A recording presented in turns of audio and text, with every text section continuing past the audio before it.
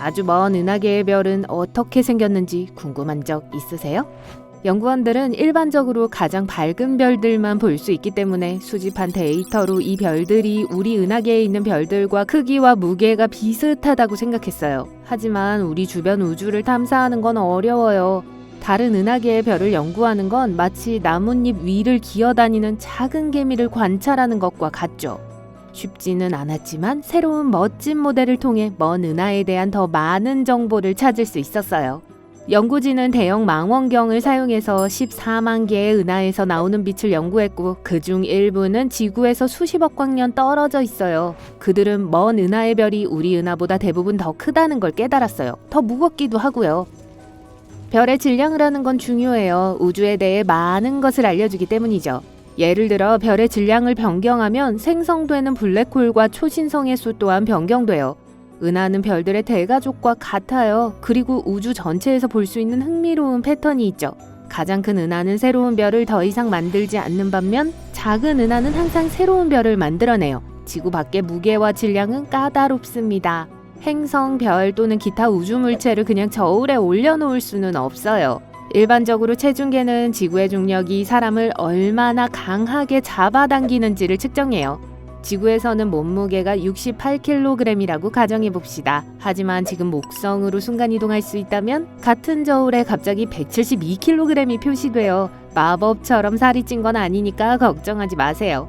목성의 중력이 더 강하기 때문에 자동으로 더 무겁게 느껴지는 것일 뿐이에요. 목성의 수치가 마음에 들지 않는다면 수성으로 가신다면 30kg에 불과할 거예요.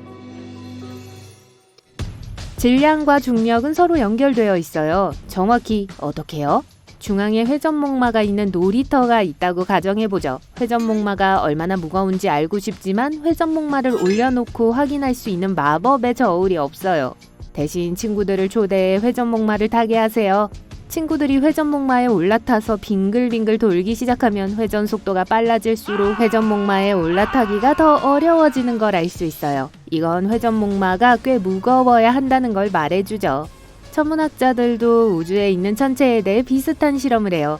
행성, 별, 심지어 은하계 전체가 중심 천체 주위를 공전하는 데 걸리는 시간을 관찰하죠. 천문학자들은 시간을 측정하고 천체 사이의 거리도 알기 때문에 중심 천체, 예를 들어 행성의 질량을 계산할 수 있어요. 마치 줄에 매달린 요요를 손으로 휘두르는 것과 같아요. 요요가 무거울수록 한 번 스윙을 끝내는데 더 시간이 오래 걸리겠죠? 이와 비슷하게 거대한 물체의 중력이 강할수록 다른 물체가 그 궤도를 도는데 더 오랜 시간이 걸려요. 예를 들어 쌍성별은 멋진 우주춤 파트너와 같아요. 천문학자들은 두 별이 서로 빙글빙글 도는 모습을 관찰하고 이를 통해 질량을 함께 알아낼 수 있어요. 별들이 충분히 가까우면 개별 질량도 알 수 있죠. 두 별이 공유한 질량 중심을 얼마나 가깝게 공전하는지 관찰하기만 하면 돼요. 네, 비교적 간단하게 들리는데요. 그러면 은하의 무게를 측정하는 건 어떨까요? 천문학자들은 은하의 개별적인 부분에 그다지 집중하지 않아요. 은하가 얼마나 빨리 회전하고 있는지를 살펴보죠. 팽이처럼 회전 속도를 통해 은하의 질량을 알 수 있어요. 더 빨리 회전할수록 더 많은 질량을 포함하고 있죠. 천문학자들은 광도에 대해서도 비법이 있어요. 광도는 기본적으로 우주에 있는 물체가 얼마나 밝게 빛나는지를 말하는데요. 얼마나 밝은지 측정하면 질량을 알 수 있어요. 물론 과학자라면 데이터를 이해하는 데 도움이 되는 멋진 컴퓨터 시뮬레이션을 사용할 수 있죠. 또한 은하계 전체의 무게를 측정하려고 할 때는 가이아 위성이나 허블 우주 망원경과 같은 멋진 우주 도구를 사용하기도 합니다. 정말 역동적인 망원경 듀오예요. 망원경은 광활한 우주에 너무 희미하거나 멀리 있어서 우리 눈으로 볼 수 없는 모든 숨은 것들을 볼 수 있게 도와줘요. 은하수는 중심에 있는 초대 질량 블랙홀을 포함해서 수십억 개의 별들로 구성되어 있어요. 우리 은하의 무게를 측정하기 위해 천문학자들은 구상성단이라고 불리는 별들의 무리를 살펴봐야 했어요. 이 성단은 우주를 떠다니는 작은 별들의 섬과 같죠. 구상성단은 태양과 태양계가 형성되기 훨씬 전에 우리 은하에 정착한 고대의 개척자 같은 존재이기도 해요. 그래서 과학자들은 가이아 및 허블 망원경을 사용해서 이 성단의 움직임을 3차원으로 추적했어요. 그들은 기본적으로 속도와 움직임을 측정해서 은하수의 무게와 이성단이 경험하는 중력을 알 수 있었어요. 앞서 말했듯이 우리가 보고 있는 은하가 더 거대할수록 구상 은하단이 더 빠르게 움직여요. 그런 다음 천문학자들은 이러한 측정값을 컴퓨터 시뮬레이션을 통해 은하가 어떻게 형성되어야 하는지에 대한 예상과 비교할 수 있어요. 이 방법을 사용해서 은하수의 무게가 우리 태양 질량의 약 1.5조 배에 달한다는 사실을 알아냈어요. 그리고 이 무게의 대부분은 별 자체에서 나오는 것도 아니에요.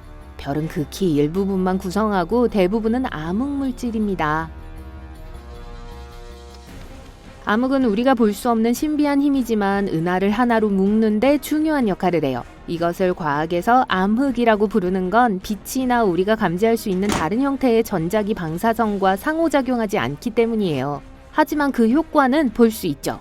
예를 들어 과학자들이 은하가 어떻게 회전하는지 살펴보면 우리가 망원경으로 볼 수 있는 것보다 은하를 끌어당기는 질량이 더 많다는 것을 발견해요. 이 신비한 여분의 질량은 사실 암흑물질이에요. 이것이 은하가 떨어져 나가지 않는 이유죠. 오래전 얀 오르트라는 영리한 천문학자는 우리 은하가 가만히 있는 것이 아니라 거대한 우주 회전목마처럼 돌고 있다는 사실을 알아냈어요. 그는 또한 은하계에서 우리 태양이 어디에 있는지도 알아냈는데 아주 중요한 정보죠. 그리고 오늘날 우리는 그 어느 때보다 은하수를 더 잘 연구할 수 있게 됐어요. 우리 은하 중심에는 주위의 모든 것을 빨아들이는 거대한 진공청소기 같은 초질량 블랙홀이 있어요. 블랙홀은 매우 튼튼하고 강력해서 우리 은하의 모든 것이 그 주위를 돌고 있죠. 먼지와 가스 그리고 100억 개의 별을 포함하고 땅콩 모양을 하고 있는 중앙 팽대부라고 불리는 별들의 영역이 있어요. 그리고 이 팽대부 너머에는 우리 태양을 포함한 은하계 대부분의 별이 있는 은하 원반이 있어요. 이 원반은 가로 10만 광년, 두께 1000광년의 거대한 팬케이크 같아요. 먼지, 가스, 별들로 가득 차 있죠. 우리가 밤에 하늘을 올려다볼 때 보이는 게 바로 이 팬케이크 원반이에요.